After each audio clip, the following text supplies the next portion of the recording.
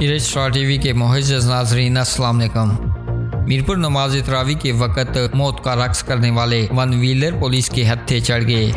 2 अफराद के खिलाफ मुकदमा दर्ज, मोटरसाइकिल जब्त, सिफारिशों की थाने में लाइनें लग गई। मुबाशियों ने शहरियों की नाक में दम करके रख दिया है, सख्त कार्रवाई की जाए, शहरियों का मुतालबा।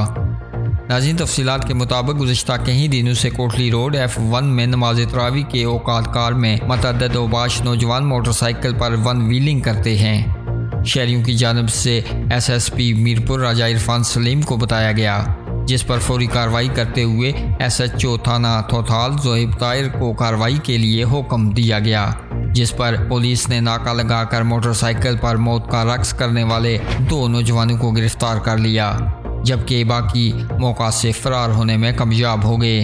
गिरफ्तार मुलजमान के ज़ेर इस्तेमाल मोटरसाइकिल भी जब्त कर ली। शहरियों ने पुलिस को इस कार्रवाई पर खराज तहसीन पेश किया और मुतालबा किया है कि ऐसे नौजवानों के खिलाफ सख्त से सख्त कार्रवाइयाँ जारी रखी जाएँ। नाज़रीन, इस खबर के हवाले से आप अपनी राय का इज़हार नीचे कमेंट बॉक्स में ज़रूर कीजिएगा और मज़ीद अपडेट्स के लिए हमारे चैनल को सब्सक्राइब कीजिएगा।